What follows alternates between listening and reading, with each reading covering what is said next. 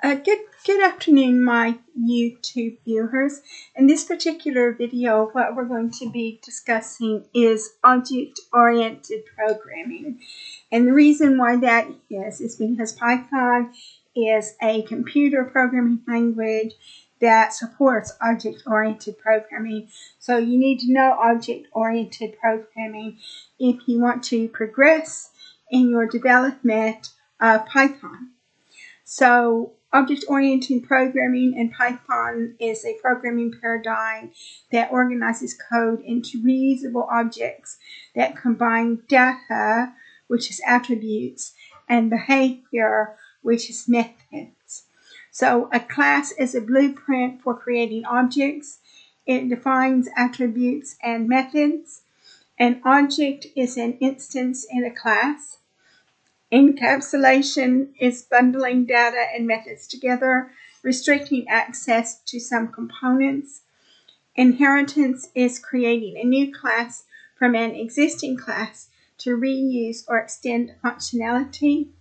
Polymorphism is using a unified interface for different data types or interfaces. The benefits of object-oriented programming in Python are classes and objects can be reused across projects. Code is organized into logical sections. It is easy to extend and maintain as projects grow. Object-oriented programming hides complex implementation details. Object-oriented programming is used to write programs for real-world entities, to organize code for better readability, and to manage complex systems. Object-oriented programming is common in Python because it allows developers to create reusable, modular, and organized code by encapsulating data and behavior into objects.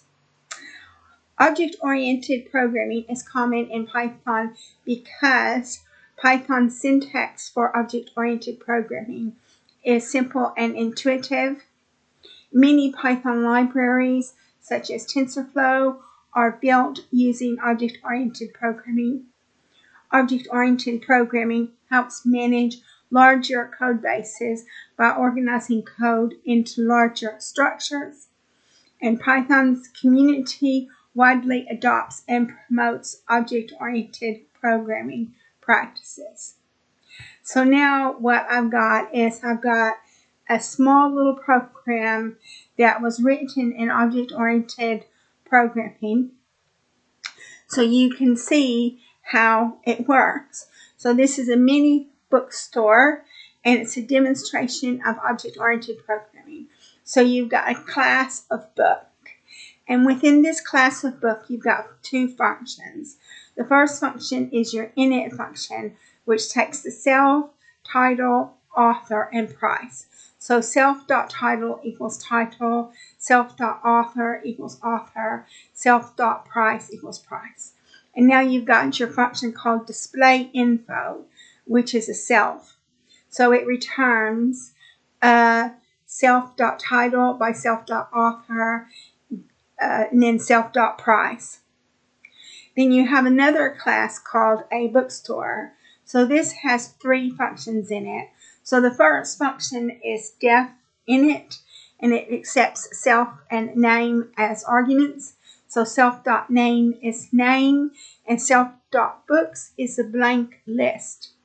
Then you have def add book, which it takes self and book as arguments. Self.books.append book, print, added, and then book title. And then so you've got def list, and it accepts self as argument. Print books available in self.name, next line. For book in self.books, print book.displayInfo. So it says create book objects. So book one is Book Python, The Python Way by Guido van Rossum, and it's $24.99. And book 2 is Book Learning with Palestine, and it's p.dev, and it's 14.95. And the next thing we're going to do is we're going to create a bookstore object. My store equals bookstore, code and coffee bookstore, and you're going to add books and list item. So my store.add book, book 1, my store.add book, book 2, my store.list books. So you come over here where we have run the program. So it says added Python way, added learning with Palestine, and books available in Code and Coffee Bookstore. And it tells you Python Way by Guido van Rossum for $24.99 and Learning with Palestine by p.dev as $14.95. So, I don't think that it gives you the, oh, it does allow you to add books. It says added book title. So let's run it again.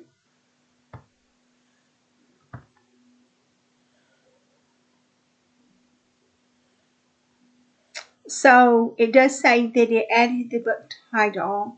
So we can create another one. Okay, 3 equals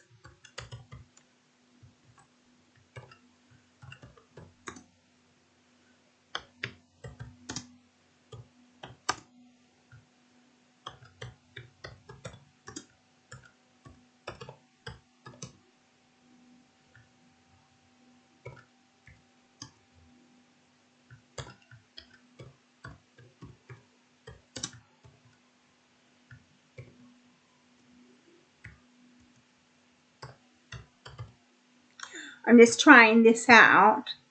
And then it says,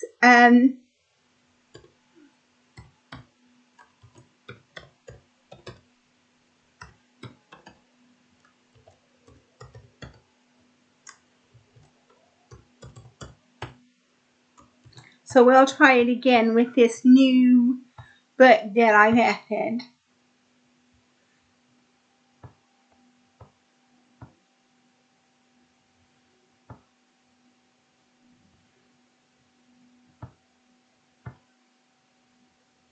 So it did accept the new book that I added. So that's it for a demonstration of object-oriented programming. And of course, you know, I could have made it more in depth because I could have provided a prompt to add the information. But this is just a very tiny program that gives you some insight into object-oriented programming. But if I wanted to make the program more sophisticated, then I would have given you a prompt to enter the data into the program. But that concludes this video on object-oriented programming. If you want to evolve in your studies of Python, then I would highly suggest you get more in depth about object-oriented programming. And me personally, although I didn't do it in this program because it was just a small program, I probably would enter a prompt where it says create book objects. I would enter a prompt to prompt the data in like a form, and then that would create it rather than creating it within the program. And then I probably would have done a for loop to add all of the books, to print out all of the books. But that would have made the program a lot bigger. And this is just an introductory program to show you how to do it. So thank you for watching this video. This is the last series. This is the last video on instructions for Python.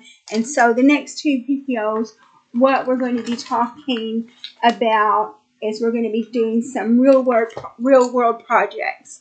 So I hope you like that. Thank you for watching.